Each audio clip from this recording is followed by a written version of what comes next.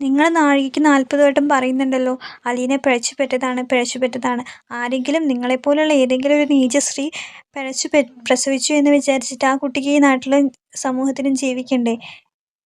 ഇങ്ങനെയൊക്കെ അലീനയെ പെടുത്തുമ്പോൾ നിങ്ങളും ആലോചിക്കണം. നിങ്ങളുടെ പാസ്റ്റ് എത്രമാത്രം നല്ലതായിരുന്നു എന്ന് ആലോചിക്കുന്നത് എപ്പോഴും നന്നായിരിക്കും.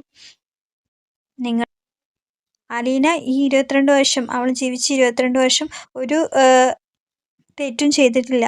പക്ഷെ നിങ്ങൾ അവളെ അപമാനിക്കുന്നത് ആരോ പിഴച്ച് പ്രസവിച്ച് ഉപേക്ഷിച്ച ഒരു കുട്ടി ആയതുകൊണ്ട് മാത്രം നിങ്ങൾ അവളെ ഇങ്ങനെ അപമാനിക്കുന്നത് ഒട്ടും ശരിയല്ല. അത് നിങ്ങളുടെ ഭർത്താവിന് മനസ്സിലായിട്ടുണ്ട്. ഇനി നിങ്ങൾക്കത് എന്നാ മനസ്സിലാവാന്ന് ഞങ്ങൾക്കറിയില്ല. ഞങ്ങൾ വന്നത് അലീനേനെയും ബാലചന്ദ്രനെയും കാണാനാണെന്ന് വെച്ചാൽ ഞങ്ങൾ അവരെ കണ്ടിട്ട് പോയിക്കോളാം. വെറുതെ ഞങ്ങളെ ചൊറിയാൻ വരേണ്ട ആവശ്യമില്ല. ഗ്രേസമ്മ വൈജയന്തിക്ക് കൊടുക്കുന്ന മറുപടിയാണ് കേട്ടോ ഇത്. അപ്പം നമ്മൾ ഇന്ന് പറയാൻ പോകുന്നത് നമ്മുടെ ബാലചന്ദ്രനെയും അലീനേനെയും ഒക്കെ കാണാൻ വേണ്ടിയിട്ട് ഗ്രേസും ആൻറ്റിയും ആമച്ചനങ്ങളും രേവതിക്കുട്ടിയും കൂടി നെടുമ്പരിക്കലേക്ക് എത്തുന്ന എപ്പിസോഡാണ് കേട്ടോ. അപ്പോൾ വീഡിയോ ഇഷ്ടമാവുകയാണെന്ന് വെച്ചാൽ എല്ലാവരും ഒന്ന് ലൈക്ക് ചെയ്യണം, ഹൈപ്പും ചെയ്യണം കേട്ടോ.